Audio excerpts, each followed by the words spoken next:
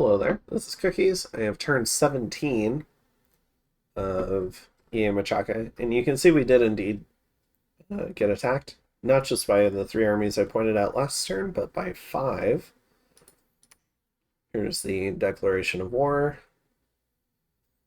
And let's go ahead and check them out. We'll start off with the attack into transport, which is the only one that I prepared a proper defense for. So we've got Ichthids, a fully amphibious force. Obviously, they definitely want to get into that lake. There's a Fomorian king here, a number of Fomorian giants, and some Ichthid warriors. Here I've got a little bit of, just a little bit of a PD dump. And then some of these archers are running forward as well.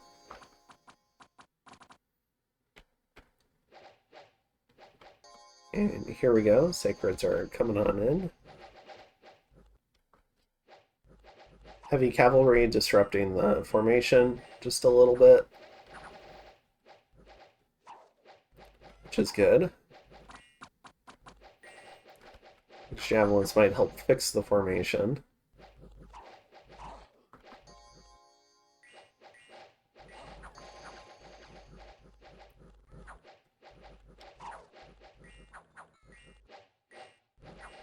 Remember, we have a useless Withering Weapons Bless. I will try to age them over 700 years if we lose. Let's see, this guy's afflicted.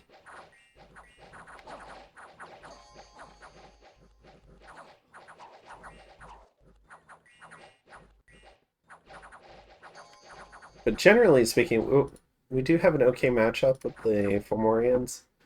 So their Dormant Bless is Regeneration, Natural Protection, and Spirit Sight. Now, that brings their protection up to 18. We can certainly hit through that. We hit extremely hard at 27 damage. But what's even more important is they only do normal damage with 13 attack. Whereas we have 15 defense, so we have a reasonable chance to dodge their attacks. And we have 21 protection versus mundane, and these guys don't have magic weapons. So we do fare reasonably well in this matchup.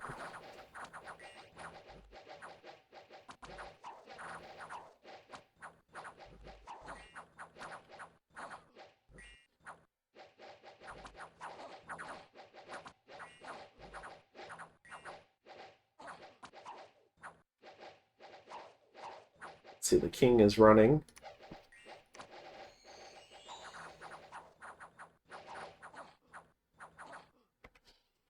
Alright.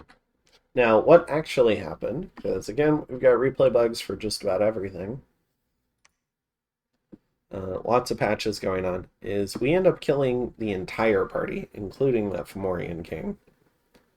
And that's really important. Fomorian king is a 675 gold mage. These guys are 75 gold apiece, but even more importantly, we lost none of our lion warriors. So this was just a really clean wipe. Which is a good way to start a war.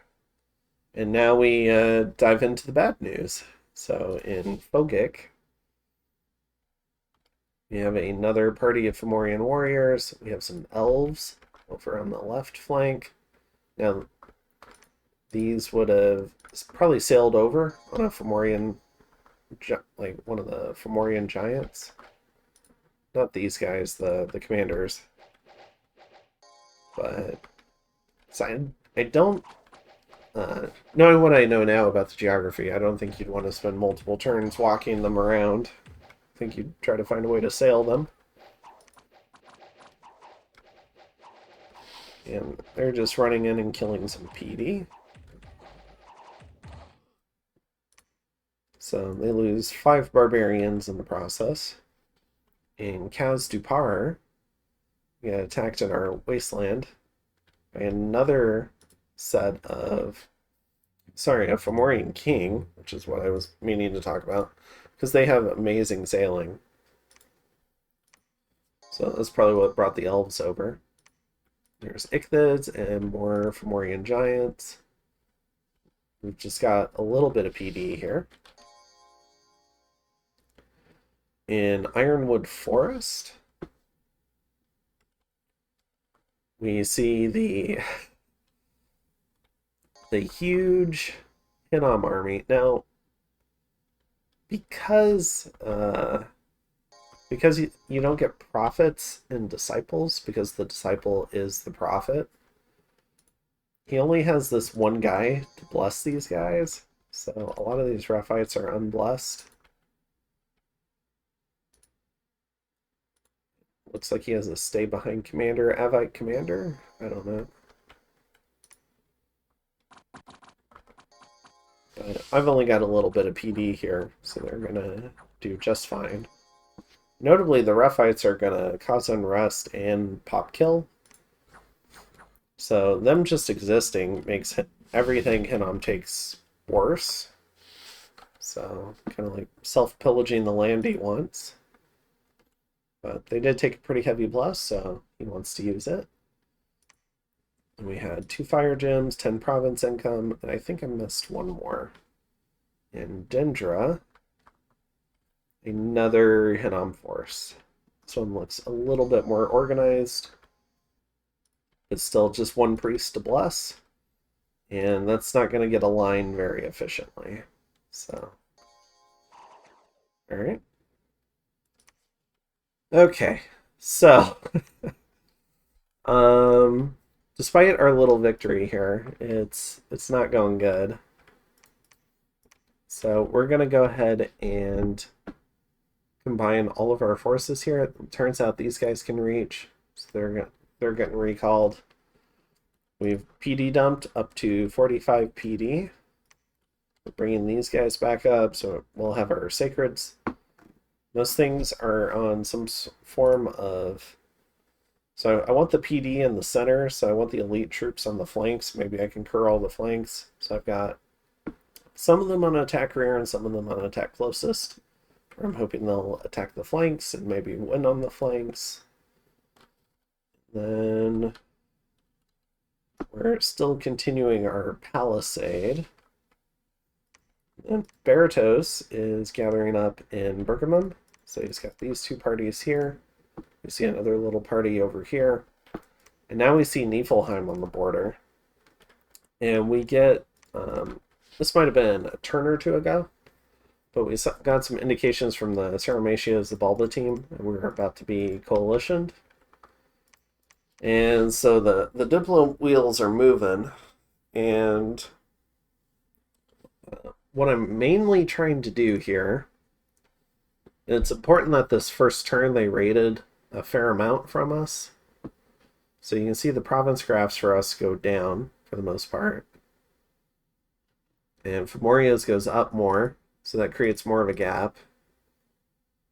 And then their fort count is going up above everyone else. Their income is jumping. Berytos is falling. Gem income, they're starting to climb a little bit. You can see just how much we're falling off in research because we haven't had a chance to. And Sarmatia is starting to tick up, so they must have had some new forts come online.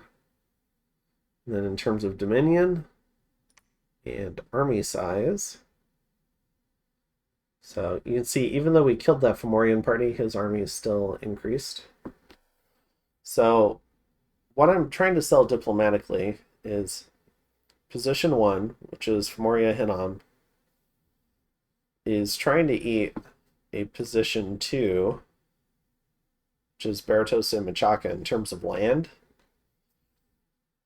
And if they get a clean eat on land, then that's going to be extremely bad for the lobby, because then Fomoria is not just going to have like this 20 or 30% increase. They're going to be way up here, and everyone else, they're going to be probably twice as big as everyone else, or maybe Fomoria is just going to be as big as whole teams.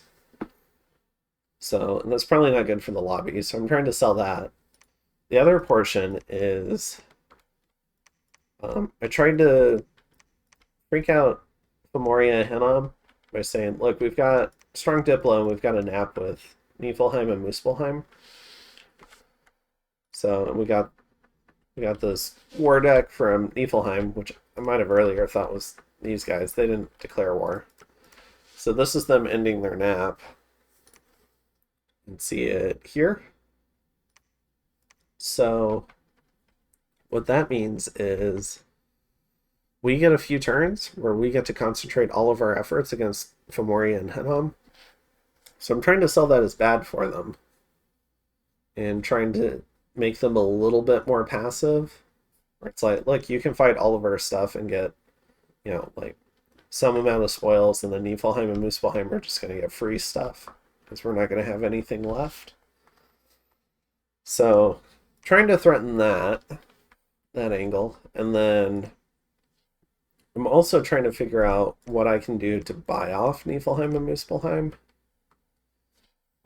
So, like, I know we set this really aggressive border with them. We're probably thinking about warring them as a first war, although truly we didn't actually need a war when we still had this. We were thinking about just scaling because we had borders with all the thrones we needed to win. So these 5 thrones. So now, but yeah, now we need to see if they're willing to just take some amount of territory or if they actually want to kill us. I'm talking to the rest of the lobby, trying to convince them that the giant nations killing us is bad for them. So I'm trying to work on Zabulba, Saramatia. I'm trying to work on Vanheim and Lanka. Now, Vanheim and Lanka are already in one of their own wars. So they're in a war, which is maybe easier to see on the army graph. So Kaelasa and Abyssia are in a war with Vanheim and Lanka. And yeah, so you can see when it started happening where maybe it's easier without some of these other ones.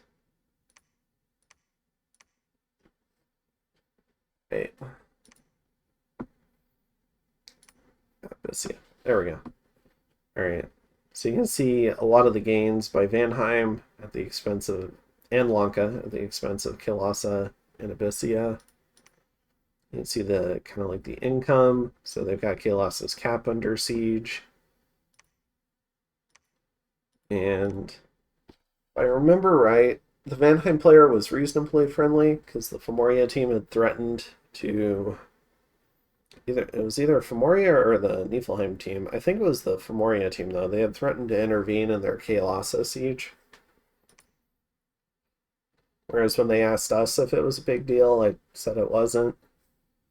Because it's not us, so... a little bit self-interested, but... Yeah, so we're trying to fearmonger this, because this is position 1 eating position 2. And if they get the majority of the spoils, including the 2 caps, they're going to run away with the game. They're just going to be too large. So we're trying that angle, trying to motivate people to help us. And then we're also trying to figure out what we can sell to Niflheim and Muspelheim to get them to go away. So yeah, I think that's most of it. And Glow in the Dark is so this team, Glow in the Dark is the host for this particular game. But he was really gracious and partnered up with Drewski. It's his first game.